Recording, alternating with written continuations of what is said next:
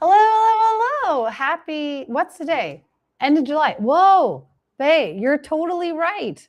Oh my goodness. Is it Christmas yet? You have to be careful here. Sammy, is obsessed with Halloween.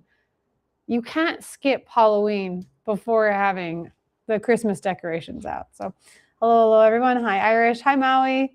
Oh, I didn't even see. Hi, Irish. Hey, Guam.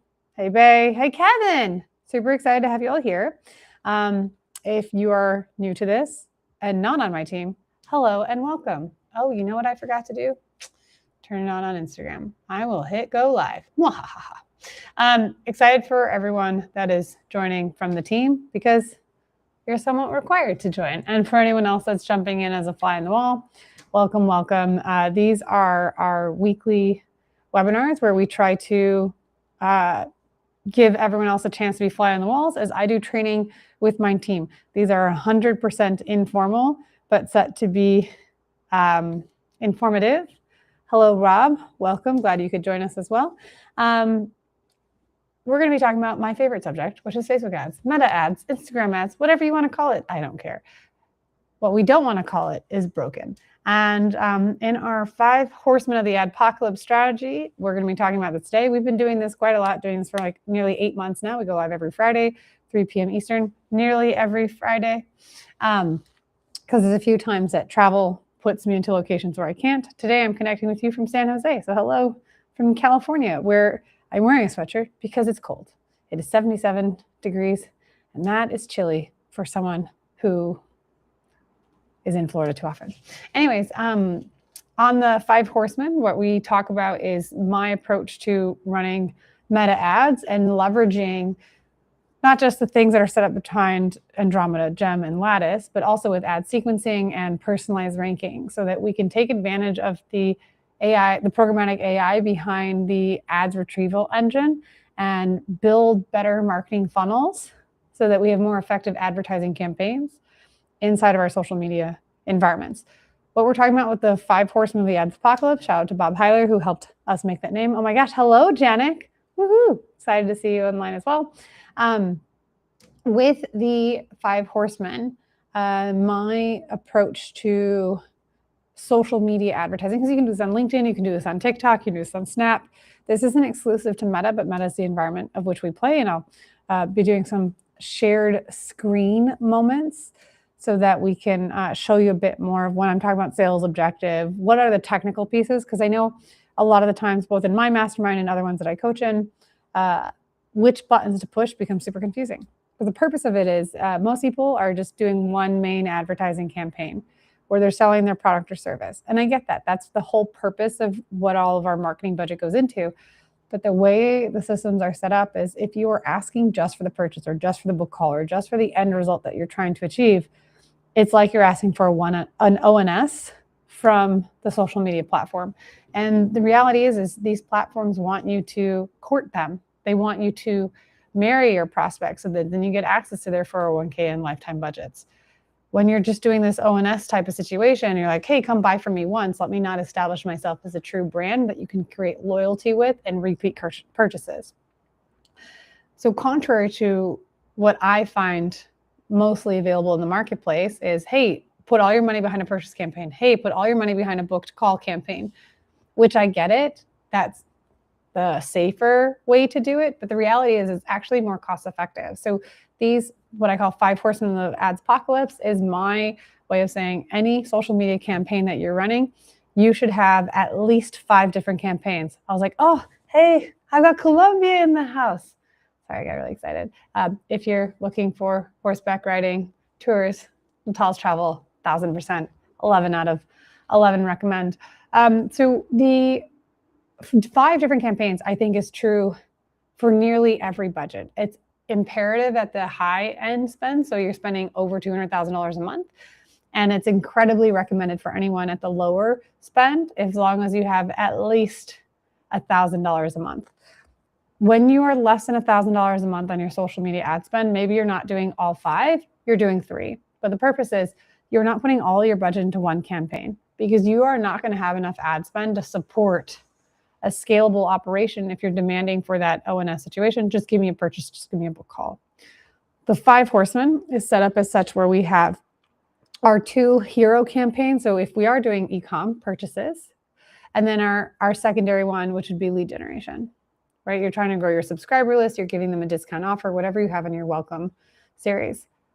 Alternatively, if you're doing lead gen, that's booked call and maybe submit application funnels. Those are the 2 that without them, your account's kind of like a loser, right? But if you think about just these 2 and you're trying to collect money in a cash environment, obviously not with pennies in the United States, but you're like collecting money, you can hold a big chunk of change with this, right? Like I can still grab stuff with 2 fingers, but the amount of stuff I can grab with one hand is significantly larger, right? So what we want to do is have 3 supporting campaigns that allow us to pick up more. So when we try to say like, oh, with the 5 horsemen, you can high five yourself. So depending on lead gen or e-commerce, the 2 main hero campaigns you have, your Batman and Robin, like your main campaign purchase or book call funnel, and then your supporting campaign, so your Batman, your Robin, will change depending on if you're lead gen or e-com. But the 3 different ones, we have 20 different options of different campaigns you can run. So if you're looking for like an IKEA guide, like step-by-step, where do I start? This is where I'd recommend you start with these 3. So if you're spending less than $1,000 a month, or you're spending over $200,000 a month, they are still really important campaigns. Now, which numbers you want to choose? Our naming convention is like 1 through, I think we have like 203, whatever our internal naming convention is, so that we know which campaign, what setup, what goes to what. That's our nomenclature, our lexicon. Regardless, it's how might we leverage the assets and materials that we're already creating in other environments inside of our business to amplify them at a cost-effective way on social media. So one of my favorite campaigns, which is like really contrary to the way people set up, is lead gen. Now I believe leads are horseshit. Don't get me wrong. Like if you're just collecting subscribers information, that has nothing to do with the success of your business. You need to grow it, but we need to get a lot more details into it. So what I want to start talking about with is the 5 horsemen is what we have campaign 9. Campaign 9 is doing complete registration. So when you're doing subscriber acquisition, you're giving away a lead magnet, or it's the first step in a 5-part funnel of getting someone to a booked call. I don't use the lead standard event. So that standard event, if you go to Meta, I'll share my screen, and then Heather, you might be able to get the QR code, which will be a better experience for those on mobile. But when I'm talking about within the Meta ecosystem, and then Heather, who's on our team in the background, thanks so much for doing your magic. Yeah, hide my face. Oh, look, yes, Heather, making it so much better on mobile. Appreciate you, as always. Team, you should give Heather some love because you know she's always in the background making sure life works. These standard events, oh my gosh, they've updated this page. I'm on this page every week. Nice. You can even then jump to object. Oh, hey. Meta's really slow on updating their UI. But this is great. And again, remember, for anyone that's not on the team that's watching this, these are super informal because I'm doing this with my team in the same time zone. So give us a moment while we're like reviewing what might have changed. Oh, wow, look at this. They have copy for LLM and view as a markdown. Okay, team, thinking of things for laurenpetrillo.com, Mongoose Media, and future clients, when we have assets like this that people might be introducing into skills, yes, Heather is always on point, 1,000%. This is a really interesting update to provide as a solution on the page, because I don't know if this is going to help in terms of ranking or if it's going to be more supportive in terms of the different LLMs having greater AI visibility. Thanks, Heather, for adding that QR code. But this is a really cool piece that Meta is incorporating so that, one, if you're following along and wanting to make sure that your ads are optimized for the events that you're supposed to be inclusive of, this markdown and copy for LLM, we'll have to look back into this. Like, for sure, this is going to be a topic on our open tab blog that I do each week for next week, because this is so cool. I'm on this page all the time and I'm like, oh, wow. these type of pieces. And they're even giving stronger introduction language. Fabulous, Meta.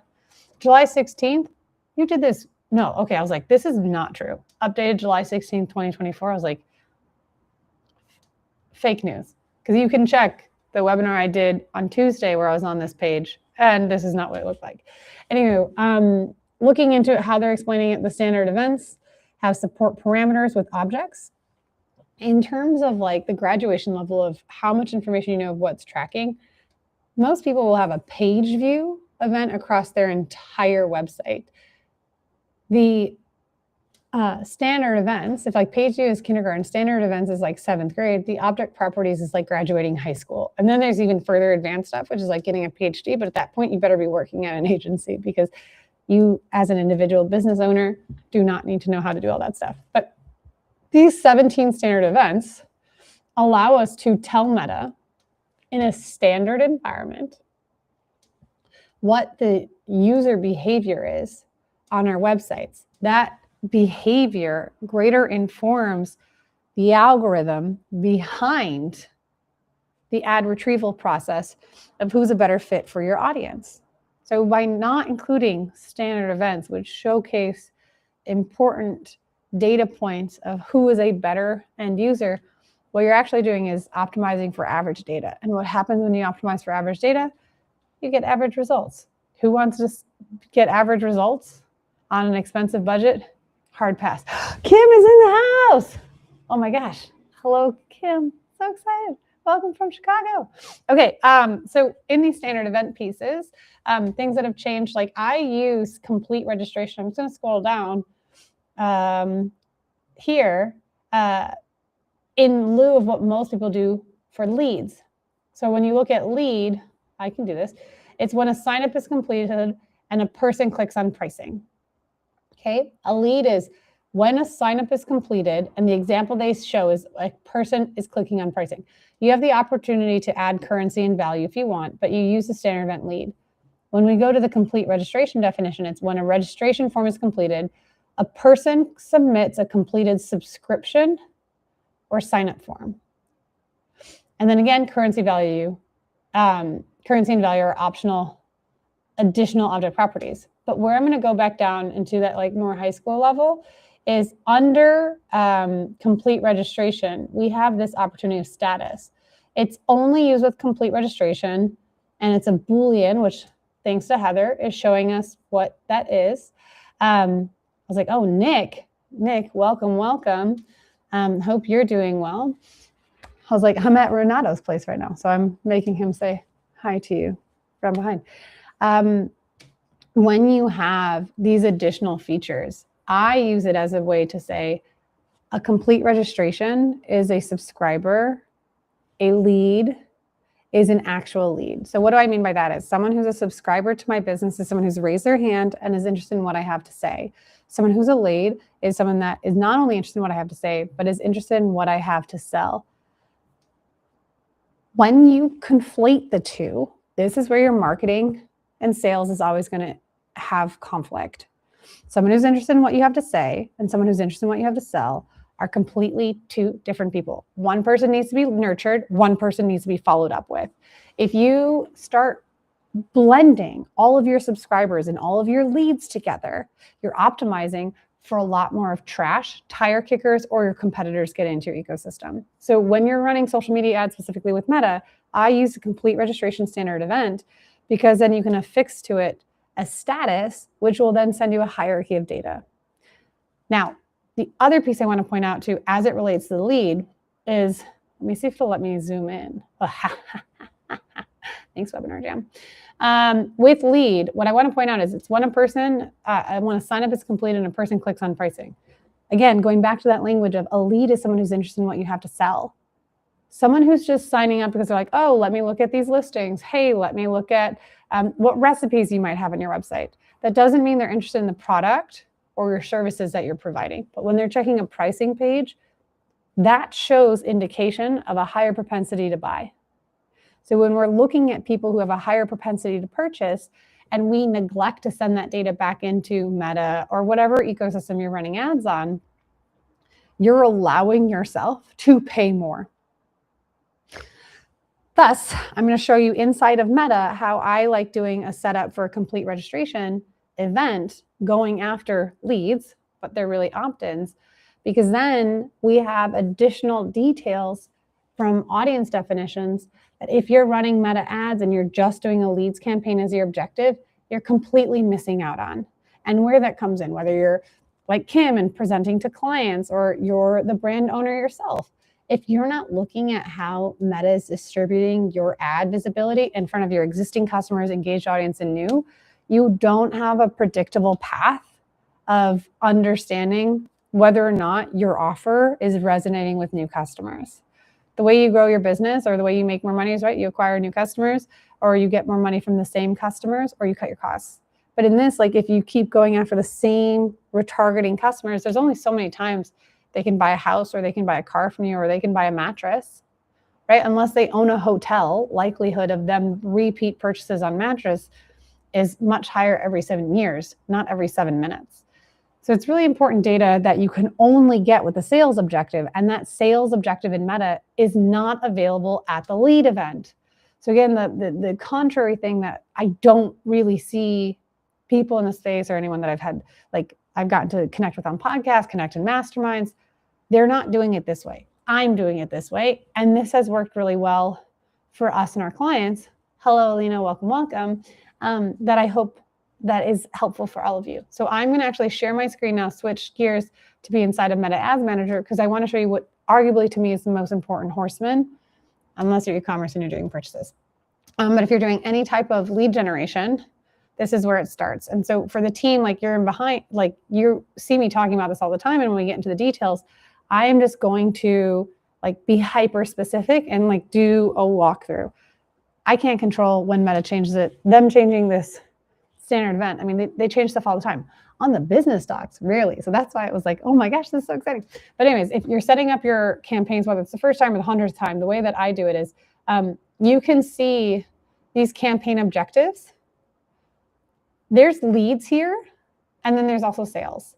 You're like, well, I'm trying to get leads for my business. Let's be real. You're getting subscribers. You're getting people that are interested in what you have to say. But if you want to get people who are actually interested in what you have to sell, I don't want leads. I'm going to show you what the information is for leads. It's collecting leads for your business or brand. You can see on the right-hand side, instant forms, messenger, conversions, calls. But also, if you hover over sales, it's find people who are likely to purchase your product or service. Let me see if I can. When you are thinking about, you have a long-term funnel. When you're thinking that I actually want the direct sale, not the indirect, hey, I'm going to take you to a lead magnet that then I'm going to convince you and do all the marketing things that people told me to do 5 years ago, which aren't as relevant as much anymore because of how disruptive AI search and short form content like TikToks and Reels have really disrupted the old funnel. And you're like, actually, what I want is people that are going to give me money as fast as I can. This sales objective is set up that way for going after an audience of people who are likely to purchase your product or service. Now, do I have a crystal ball that opens up the black box of Meta? Of course not. If I did, we would be filming this from a private jet right now, not from my best friend's apartment. But we have the opportunity to go after a more purchase intent market by, oh, am I not showing the right screen? No, I am, okay. By going after the sales objective. So with the sales objective, ideally we're going after more bottom of the funnel people, right? Awareness, traffic, engagement, leads, app promotion, sales. We can see that there's the funnel that's coming in, sales is at the bottom. It's also gonna be the most competitive because this is where your purchase campaigns are. If we do that, just note your CPM is gonna go up. But I don't care about paying a higher CPM if I can pay a lower cost per acquisition. And even if that acquisition is for someone who's a likely client, patient, anything for my business. So in our, what we call campaign 9, we're gonna go into sales. We're gonna continue from here. And then what it's gonna open up is the way we do our convention is, so you can see how it's set up here. That's just our, if you want what our naming convention is, test for webinar, go ahead and like send us a message. You can email me. Actually, you can email my support team. I'm not going to, my email is Lauren @ not a big deal. But if this is something that like, hey, I want to know what your naming convention is, you can have it. Just email us at support@mongoosmedia.us, and then we'll get the team to set it up for you. So here it's setting it up inside of the sales objective. Again, here, like, look, say you did it wrong. You accidentally had leads. We go in and we change it to sales. Once we've done that, we are going to go into the second. This is campaign level, now the ad level. We're going to go down. And so here you have, oh, cool. Lifecycle strategy, conversion from all audiences or acquiring new customers. So you have, like, for the purchase campaigns, where this goes in and where I think a lot of people like get distracted from pieces is they set up things and don't think about what they actually want. If you're going for a new customer acquisition, great. You can go through the customer lifecycle strategy, but it's really, really, really important that you've done audience definitions first and foremost. Without those, you're kind of playing at meta's whim. So we'll just go from conversions from all audiences because right now we're going after subscriber acquisition. And I love when past subscribers re-sign up. Why? Because it's like they just can't get enough. And it also likely means I probably didn't a good job of selling. But it's someone who's interested in what they have to say, and they keep saying, I'm interested in what you have to say. Eventually, they're either going to want to see what you have to sell, or they're going to want to promote you out to others. Some people will think about this as, I don't want to get someone to sign up for my system if I've already captured them. You might have captured them, but did you get them to buy? If you didn't get them to buy, have them re-sign up. The best use or example I heard from this is from my friend Ryan, friend and client. Love Ryan Dice, highly recommend his stuff. He's super smart. He's doing a lot more Instagram content.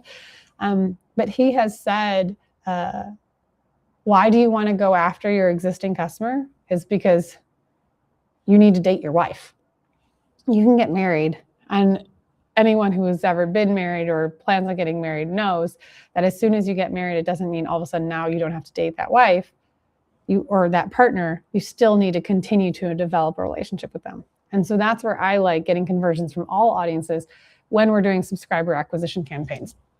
Purchases, that's going to be a different environment and a different number set. But going into this back here, we're going to choose the website as our conversion location. You have all of these options. When you see these multiples, we have different numbers. Like I told you at the beginning of the call, we already have like 200 plus different options. This specifically is campaign 9. So campaign 9 is sales objective. We're going to do customer lifecycle strategy is all audiences. Conversion location is website. Performance goal. Just going to take a small second here. I want maximum number of conversions. If this were a purchase campaign, this is not C9, this is not C10, this is CO9.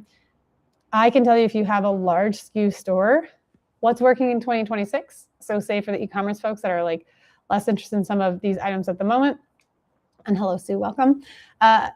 The maximum value of conversions has made a significant impact on us for the first half of the year already. So just walking you through some of these pieces, not for C9 campaign, the complete registration, the Batman of lead generation campaigns we're walking through, but if you're doing a purchase all day. So if you were doing campaign 10, you would change the conversion goal to be maximum value of conversions if you have a lot of different products at a lot of different price points. What that allows you to do is instead of going after a volume of purchasers, so I'm like pulling what's on the desk, right? Instead of getting one moisturizer and saying like, hey, I'm just going to buy this one product. You're like, I'm going to buy this product and this toner and this eye cream, and you're just increasing the average order value. So that's just been working here. Yeah, Heather is like, what's on Lauren's desk? Well, today it's Renato's desk. So, but yes, I will always grab whatever is closest and nearby. Okay, so let's go back to, let me switch to this screen. So we're going to keep it for maximum number of conversions. Our data set's going to be the pics on the website, but here's the piece, the conversion event. So for conversion event, we are going to do complete registration.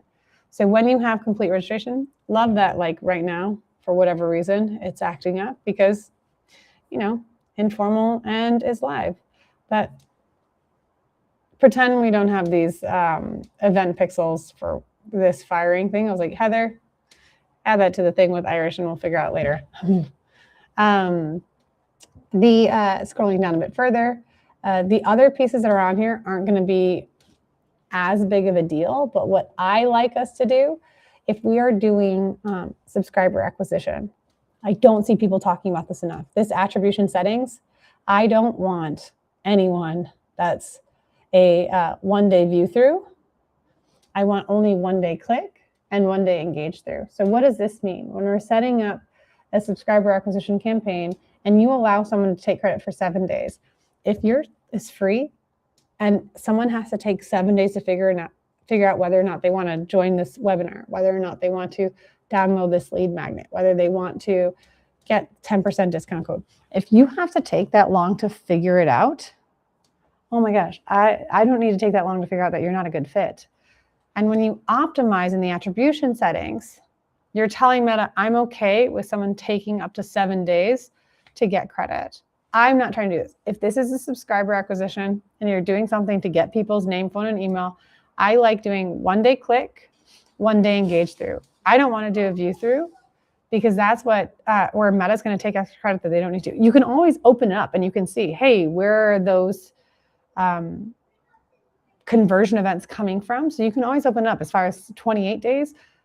But this is what I like setting up for our campaign 9, complete registration subscriber acquisition campaign. Click through means that they clicked on the button that goes to the ad. Engage through means that they've clicked on something within the ad, but didn't click on the button, but they might have left a comment, seen your profile, given you an emoji, play the video, click more on the carousel slides. Those are what an engage through. Actually, we can even hover over the info so we can see more of what it looks like. Engage through, someone interacts with your ads and convert within 1 day. For website conversions, includes ad clicks and video views. App conversions, only video views are counted. So ad clicks excluding links. Engage through is converted any click on your ad except for a link click. This could include clicks such as likes, shares, and saves. Probably more concisely than what I was describing it. And then the video through, engage through is kind of when a video is played for at least 5 seconds or 97% of its length.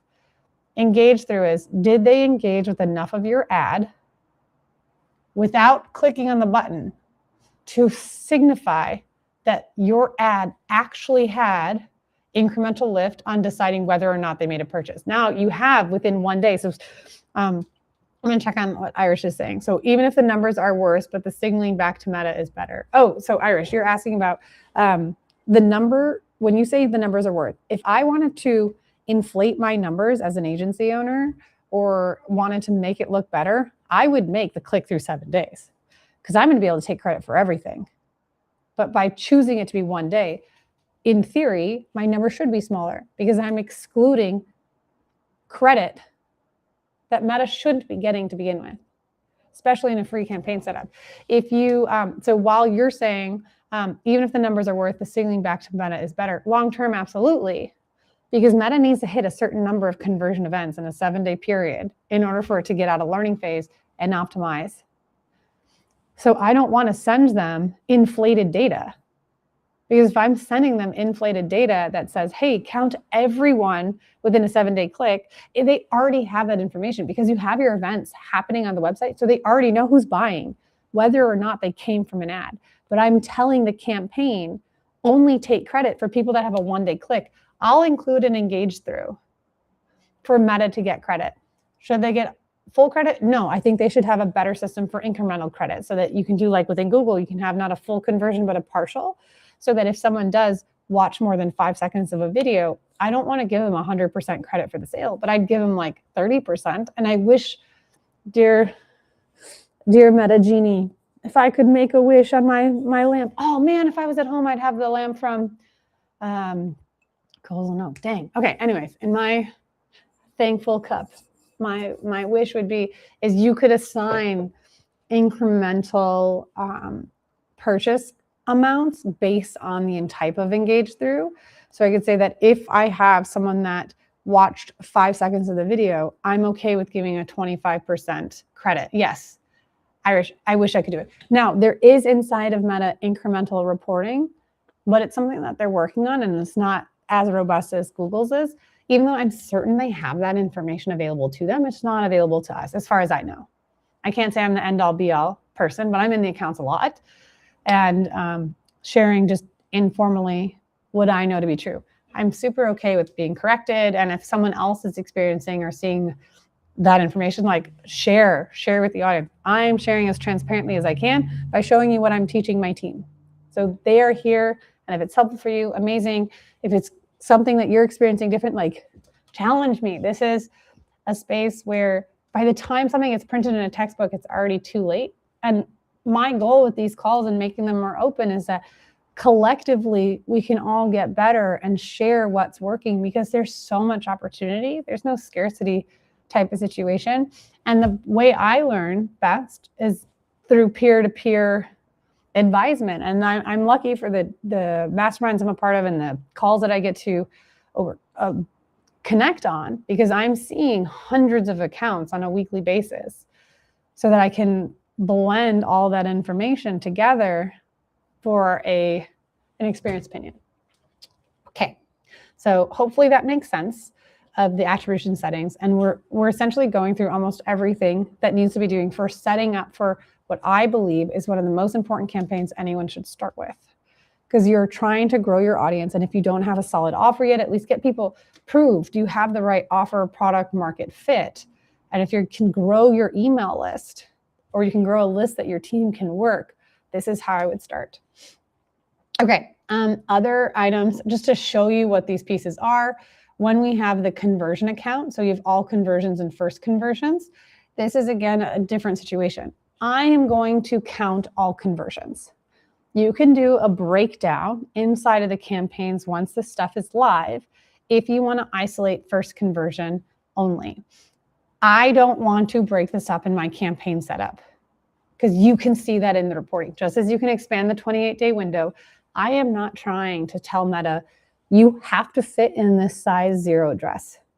I'm going to give it as much as I can, because what happens if I'm saying count only the first conversion that happens after someone interacts with your ads? If you have multiple lead magnets, or if you have multiple funnels, if you count only the first conversion, what ends up happening is, or products especially, if they buy something and then buy again and then buy again, you're only counting that as one customer. If you're doing a campaign with a different number after going net new and specifically focusing on that, yes, we can count only first conversions. Right now, this is campaign 9, just trying to get a subscriber acquisition play. And all I want is to get as many people into my email list that are qualified as possible. I'm walking through some of these pieces that people get hung up on because they're like, which one do I choose? Is this? I'm trying to give you IKEA instructions. Use nail, nub.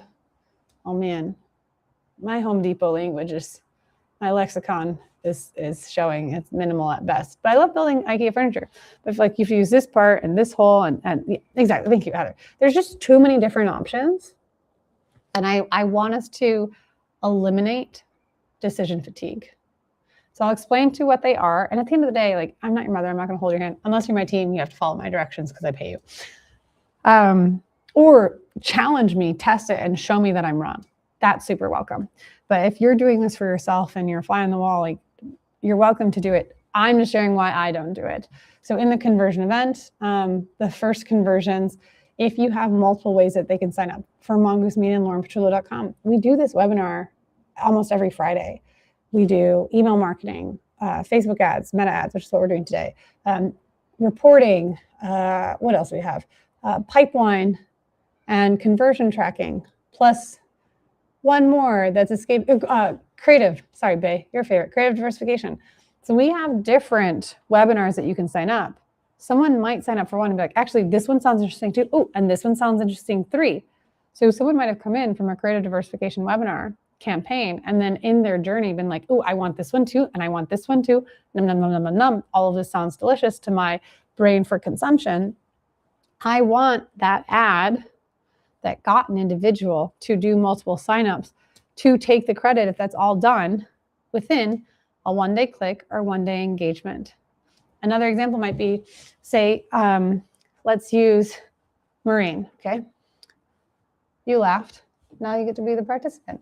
Let's say Maui signs up for something from a creative diversification ad. She signs up for the creative diversification webinar within Mongoose Media or Lauren Petrullo Asset.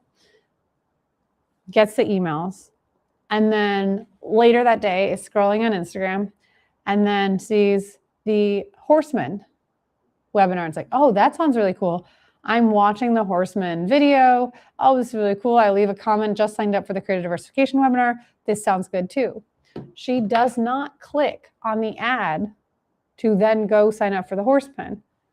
She's already got the email. And so she just says like, yes. And she signs up there, or she signs up through something else. But because she interacted with that ad, that sounds cool. And then in an email she gets, hey, do you want to sign up for this week's webinar, which is on the Horsemen? She'll be like, yes. So email will take credit, but then so will the meta ad because of the engaged view. Because that was the last ad that she interacted with. I was like, oh, hey, Jess. Okay, again, not trying to like oversimplify all these situations, giving you the IKEA play-by-play of what we do when defining Campaign 9. Then everything else here, like this isn't necessarily set up with Campaign 9, but when we're doing Campaign 9, I've just gone through what matters, which is the sales objective, which is done at the campaign level, right? Sales. We need to make sure that, from us, we're counting all conversions. We're doing website only, not any of these others. They're different numbers. I'm maximizing the number of conversions. I'm using my pixel or data set. And then I'm choosing the event complete registration. Because when we looked at the standard event for complete registration, this is a person who submits or completed a sign-up form. Versus on lead, their example is a person clicks on pricing. So a lead, again, someone who's interested in what you have to sell. A subscriber is someone who's interested in what you have to say. We choose complete registration. When you're doing attribution models, you can just do standard. See, like this incremental stuff is in place. Don't sweat it, okay? Make more important time decisions and spend your time on building a better offer and better messaging, not on all these buttons. I like changing the attribution settings to 1-day click, 1-day engagement, and the conversion count is all. Everything else now doesn't have to do with my Campaign 9 setup. Then that just becomes on your strategy. Maui is saying, wow, this is all relatively new for you, Maui. So hopefully this is making a lot more sense. Or you're just being like, wow, oh my gosh, there's so many different things that I could click and I would mess it up. You won't mess it up. Those aren't the bigger thing. If you want to test or do something else, Adrian, welcome. You can, but again, if you're following IKEA instructions, that's how we do it. When we get to the audience, broad audiences work the best right now still. Anything else is just a suggestion. For ad transparency, it's really more for the political side. You don't have to worry about that. Placements, I keep them all. There's a different place in advertising settings if you want to eliminate certain locations like Audience Network, more cheaper traffic places, you can. I don't do that here. And then that walks you through everything on the ad setup. Only other things that may come in is when we talk about how to scale your campaigns. I'm like, there's the 4 ways to scale because we added the 4th way of scaling down more recently. You can use things like value rules where you can say, I know I sell a product for menopausal women. I don't really want to advertise for men. So I'm going to say, I'll advertise to men, but you can use a value rule that says, I'm only going to pay 1/10 of the price for someone that Meta believes is going to be a good conversion optimization for me. So you can use value rules. But again, at the basic level, don't sweat all those different decisions. You can walk through and use the ones that we are using verbatim and make it easier for you. So just pausing back with the team and such, as we walk through all Campaign 9 type of situations, is this making sense now? Like when you look at our cheat sheet that we have of all the different decisions that can be made, why we give each campaign in the Horsemen its own number, because each number has very specific pieces that we set up. You do this for the conversion event, you do this for the objective, you choose this for the conversion location. We have Campaign 9 is the specific set of criteria that you must choose, because if you change one of those, it becomes a different campaign number. And now maybe it makes a bit more sense of why there's so many different options of the 200 plus. And I'm like, this is how we do Campaign 9. This is what we've tested. This is what we like working. So I'm just pausing to check from the team that's watching to see if this is making sense so far. If if no one responds or types, that just makes it for like a really funny, awkward pause. But I'll have a sip of my tea to give someone faster time. Challenge me. Like again, team, this is for you. So if this isn't making sense or you need me to slow down or go back, I'm happy to do it. Otherwise, if it is making sense, I'm going to jump and show campaign, like another campaign, like whatever one you all want to see. Okay, Heather was fastest. She's saying it's making sense. Yeah, shout out to those on the team that are doing this, saying this is making sense. So Gigi, Nico, and Diana, and Natasha, and John, and Kevin, everyone else. Okay, good. Slowing things down and walking through what that sets up. So thanks so much for doing this. Test us later. Oh, you already know that's happening. Good, Maui. Like, I'm glad this is making sense. I think this might be your first Horseman one. So I'm super happy. And Kim, yes. Kim, like, she's in the trenches doing a lot of this as well. Heather Irish is saying she typed on the long window, which is funny. So I'm glad, Kim, this is making sense. I mean, definitely challenge me if at any point you find it differently, because you are the one that's working on this as well. But again, this is the way we do it. Okay. So for, we've got another 15 minutes left, and I want to walk through one of our other horsemen. I know a lot of times we talk about like the Instagram profile visits or like the blog strategy or video views campaign. I can go through a purchase campaign. I don't know if there's a number that you guys want to jump into, or I can talk about like the rules of scaling. So when you have that first horseman of campaign 9, what it means to graduate campaign 9 to campaign 20. Because of the 4 ways we do scaling, you can scale horizontally, vertically, with rules, or by scaling down funnel.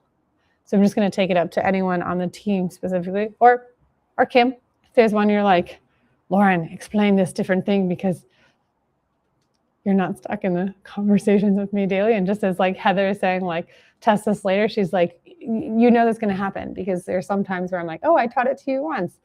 You understand it always, right? No, not necessarily. That's why we do this every month and we rotate them so that ideally it's becoming more familiar.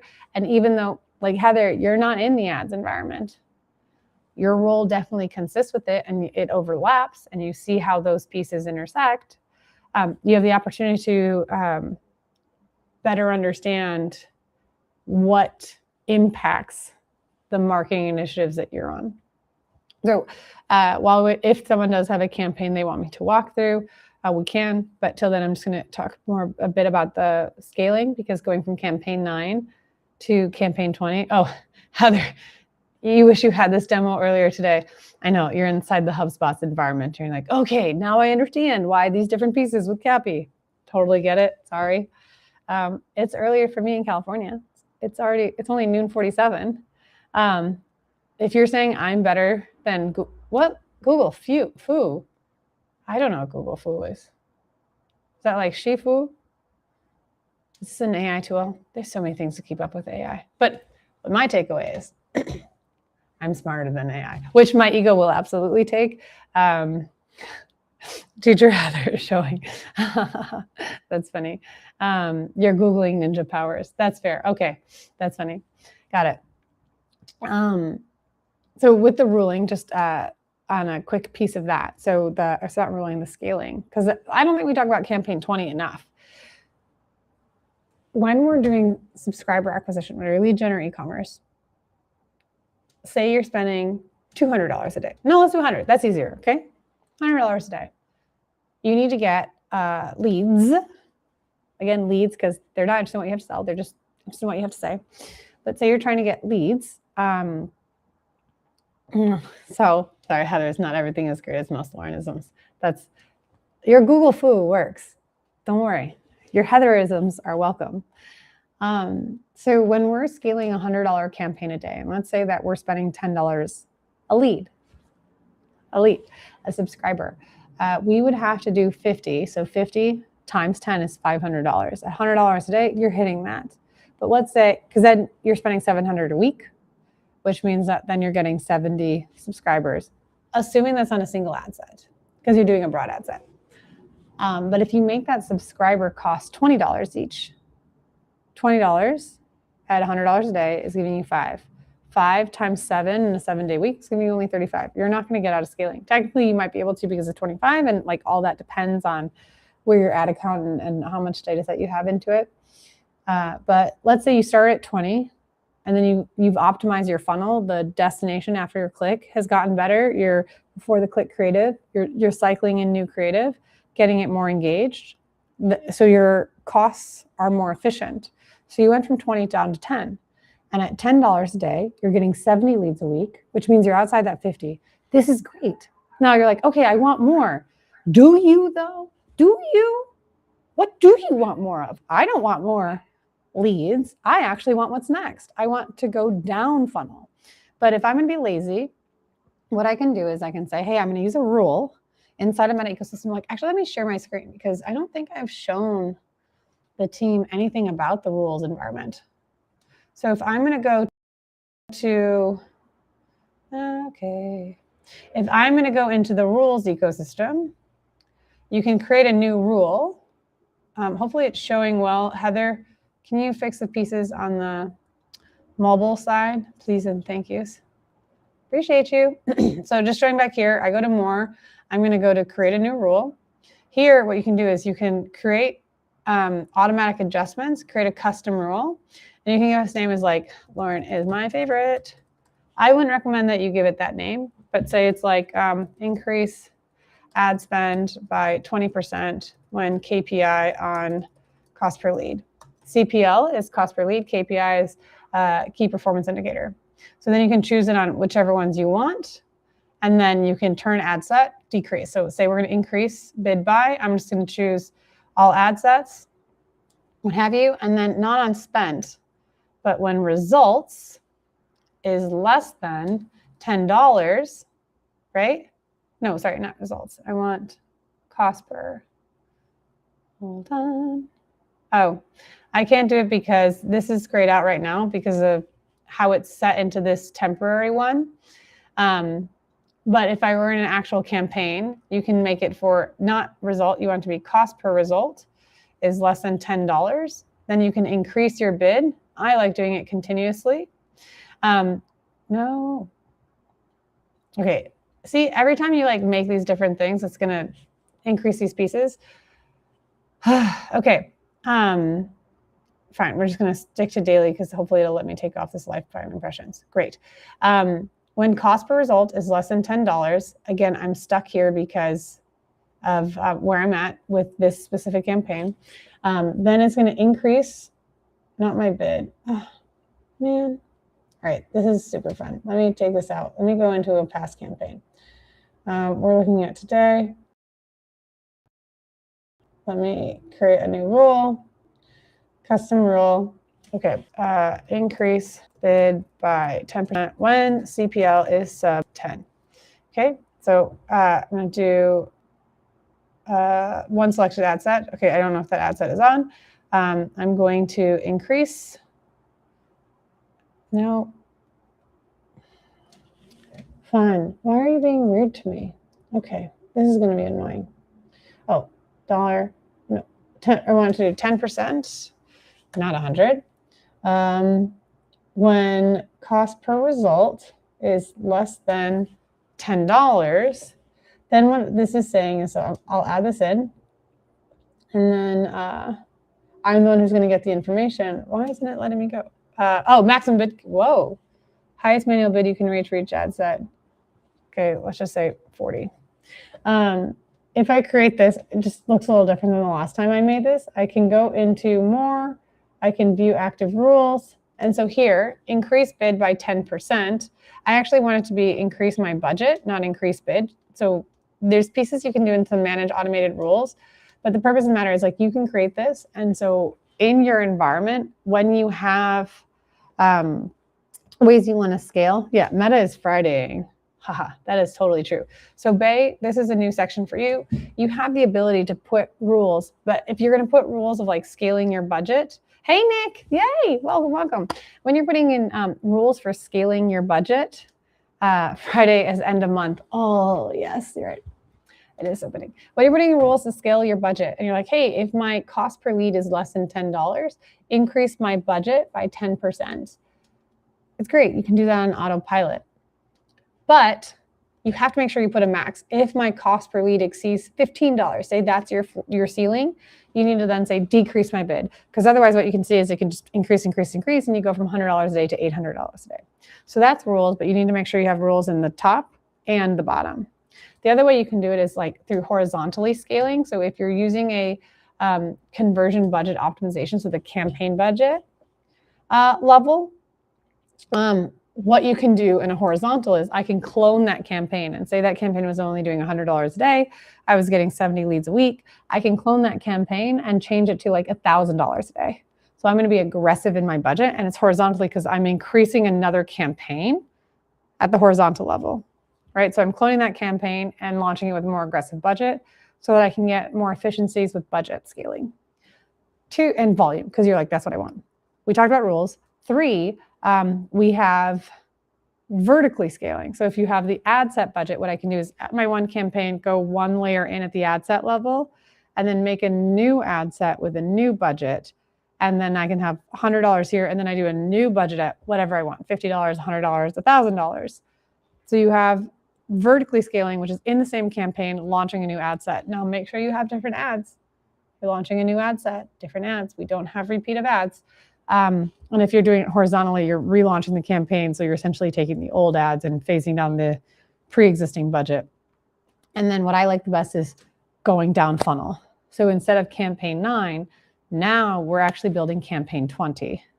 Because at the campaign 20 level, let me go back to sharing my screen. What does that mean? When we're creating a campaign, so I'm just going to create a new campaign, create new campaign. We're going to go to sales because we're still in that sales objective. I'm saying Lauren is testing 20. I'm not publishing this so you can't see it. Still at the sales objective. I'm just going to go to here. I don't know why it's doing whatever that is because it, oh wait, I have a catalog. Yeah, I don't want catalog. Like, why is it showing the wrong one? Here, I like campaign budget. You can do whatever you want. But what campaign 20 specifically is, do website and app. We are still going to do a single one, which is website. Then we're going to maximize number of conversions still, same event, but instead of complete registration, this is where you're going to choose something different. Here, you're going to choose what's next. What I have is 2A active. This is a custom conversion. This is showing me someone who is showing proof of life. So if I want to graduate from a subscriber to an active inbox receipt, I can use 2A active MQLs because that is my specific conversion event. Oh, hey, Curve. Hey, Randall. Oh, man, this is great. I'm excited to see friends. Hello, friends. Don't worry, you only have to suffer through 3 more minutes. So when we're going from campaign 9 to campaign 20, we're saying, I don't want to go after 70 subscribers in an event. What I want to go after is active subscribers. So why is campaign 20? Is because we're changing this conversion event. 2A MQLs, that is a custom conversion on my side. You might have after submit application or after complete registration, a submit application. Like they might have a further step in that same funnel. So now we're going to optimize down funnel. And for campaign 20, we just call it campaign 20 because it's using a custom event. If you are using, instead of campaign 9 to campaign 31, because you're going from complete registration to submit application, again, that's just like our nomenclature where it's like if this and that, and essentially an instruction manual. But the bigger picture is after you start getting subscribers into your ecosystem, we don't stop there and say, I want a volume of more subscribers. No, I want a volume of quality subscribers, which is why of the 4 ways in which you can scale vertically, horizontally with rules, scaling down funnel is the mwahahaha moment where you can become a bajillionaire, like in Dr. Evil from Austin Powers. So with that, your goal is not to build a social media ad account that's just going after subscribers. Your goal is to build a social media funnel that is drilling in deeper of more of what you want so you can scale the most effective way in the most efficient capacity for your brand or for your clients. I'm always saying like that's the aha moment of let's stop acting like cave women and being like, I'm just okay with subscribers. I'm not okay with subscribers. I'm okay with subscribers being the stepping stone for me to get active subscribers and then me to get active marketing and sales qualified leads. So you can see like those are just 2 examples of the horsemen. There's so many other ones and we keep throwing out numbers, but again, that's our nomenclature of this is the campaign number. So here's all the decisions that need to go in, because media buying isn't rocket science. We don't do media buying anymore. We do growth strategy. The media buying piece is gone. AI and like what the big tech firms are doing are making all of those pieces non-relevant anymore, irrelevant. So you don't have to have that decision. It's a better use of your time instead of being a media buyer to be a growth specialist, because then you can say like, okay, is this ad converting? Is this landing page converting? Is this whole continuity of the story connecting? Is what they're receiving immediately after they sign up relevant, or are we doing a bait and switch model? Put your time and energy into building a better offer, having stronger messaging, and having clear and clean follow-ups. Stop putting your time into like this decision, that decision. There you go. That's my key instructions. That's what we're doing. If you've tested something else and found results, like share. This is a open environment. And if anything was confusing, you're definitely happy and able to reach out to support@mongoosmedia.us. We do this every Friday. If you want to send it for others, I think, oh, did we have Heather? No, we don't have the next ones. Anyways, you can go to mongoosmedia.us/webinars and be able to see the other ones. Would love to join you. Team, thanks so much for showing up on a summer Friday. Happy end of July. Happy end of month. Happy Friday be Fridaying. Bye, everyone.